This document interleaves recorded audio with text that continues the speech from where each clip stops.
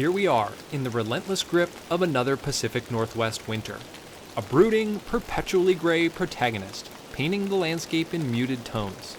Daylight is in short supply. Dark, gloomy skies are abundant, and dampness is ever present. Don't get me wrong, Washington winters possess a beauty all of their own. Snow-capped mountains stand in stark contrast to gray skies, and the evergreen landscapes, draped in mist, are enchanting. But even for a lifelong local such as myself, a reprieve from the gloomy skies and cold temperatures, however temporary, offers a chance to recharge. What we need then is a change of scenery.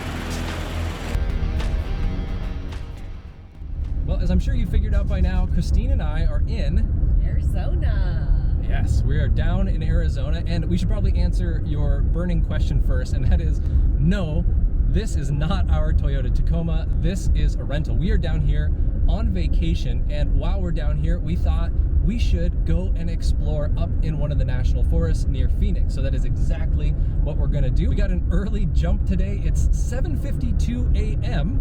and it is currently 80 degrees, and it's supposed to be closing in on 100. So we wanted to get out early and explore before we hit the heat of the day. So we don't really know what we're gonna find. This Tacoma is two-wheel drive with no two-speed transfer case, and it's not ours. So we're going to take it super easy, or at least we hope that's gonna be the case. You never know what you're gonna find when you get out on the trail, but I guess we'll see. Well, this right ahead of us is the Tonto National Forest, so this is gonna be our playground for the day.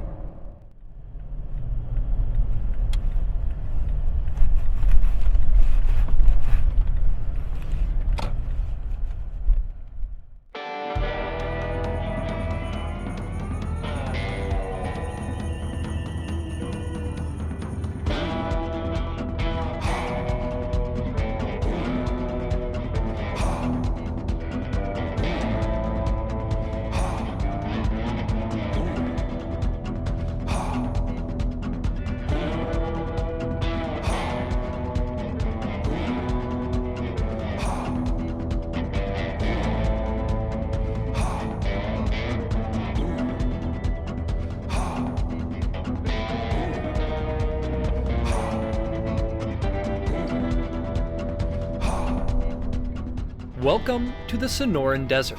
Spanning parts of Mexico, the Baja Peninsula, California, and Arizona, this desert encompasses a massive 100,000 square miles, and due to its unique biseasonal rainfall pattern, contains more plant species than any other desert in the world. This is the only place on Earth where the famous saguaro cactus grow in the wild, routinely living to be 200 years old and growing up to 52 feet tall. These cactus dominate the lower elevations of this desert.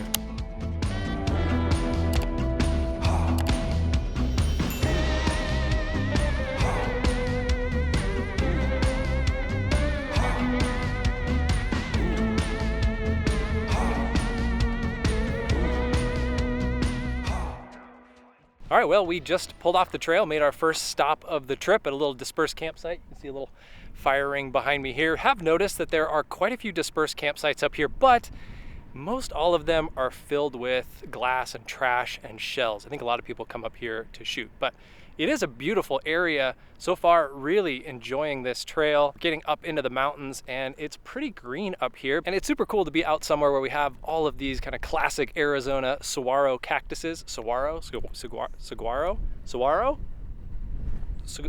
cactuses.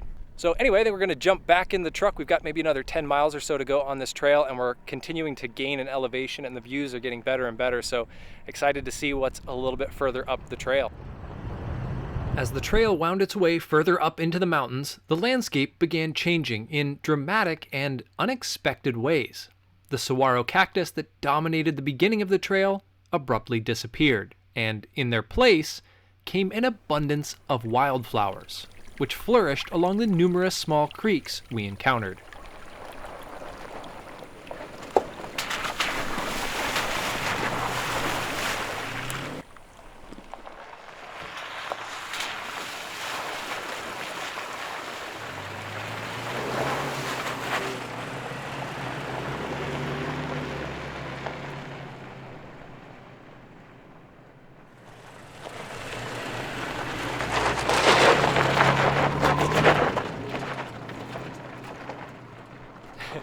It's definitely been interesting being out here in a rear-wheel drive pickup truck. It's doing fine. We've got some pretty good all-terrain tires on it, thankfully, but it's definitely likes to break traction quite a bit more than we're used to.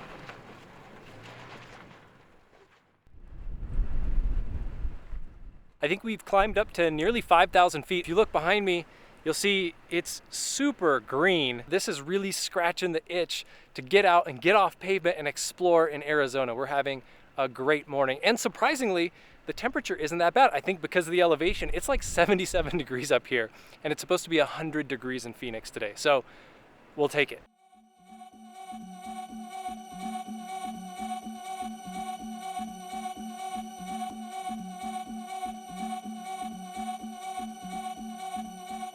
After taking a few moments to admire this lush high desert landscape, it was time to get back in the truck and finish our climb to the top of the mountain.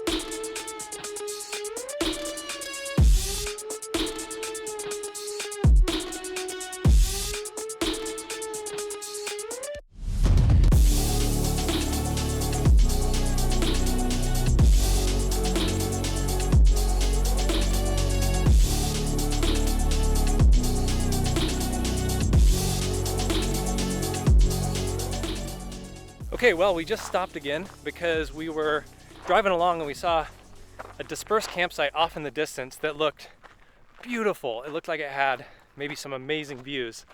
And we want to get a closer look at it, but when we turned off the road, we realized pretty quick that we didn't think it was a good idea to bring the Tacoma down it, and I'm glad we didn't. It is very rutted out and rocky, and the last thing we want to do is get stuck out here today, which I guess brings me to another thing that you might be wondering, and that is, what did we actually bring with us to head out into the middle of the desert? And the answer is not much. Normally we have all our recovery gear and we have all kinds of things in the truck, everything that we feel like we could need.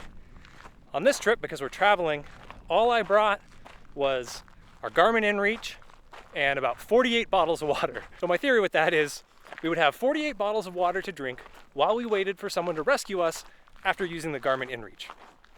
Seem reasonable? Yeah. So far, so good. But we're almost to this campsite, so we'll check it out, see what it looks like, and show you if it's any good. Well, definitely worth a stop to check out. This is a pretty nice dispersed campsite. We've got Lake Roosevelt right there behind us, and a nice fire ring here, and it's really beautiful. Although I will say, every time we've stopped today, we've just been hounded by bugs. Like, they are everywhere, and so I don't think we're gonna stay. In fact, I'm ready to go. You ready to go? I'm ready. All right, let's go.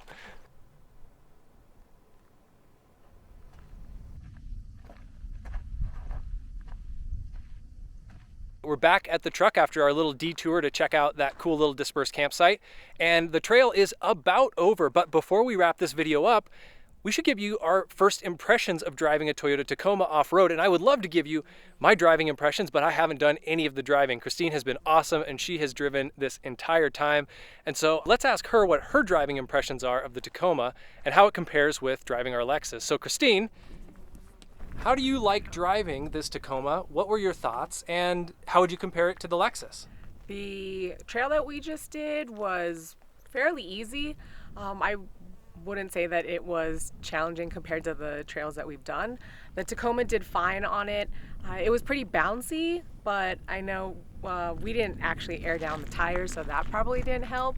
As far as the Tacoma and the Lexus, I definitely prefer our Lexus. I think it would have been much more comfortable of a ride on the trail that we just did. So there you go. And I would have to agree. I think just sitting in the passenger seat, it was pretty bouncy. Granted, again, if we aired down, it would have been better. But the Lexus is really quite comfortable off-road. We've kind of gotten spoiled with the hydraulic suspension. But yeah, the Tacoma, for a two-wheel drive Tacoma, it got us through no problem. Did great. And with that, I think we're going to go ahead and end the video here. Thanks for coming along with us. We had a blast exploring the Tonto National Forest here in Arizona. We'll definitely be back up this way again. But now I think it's time to go find a swimming pool and escape these bugs. So thanks for watching.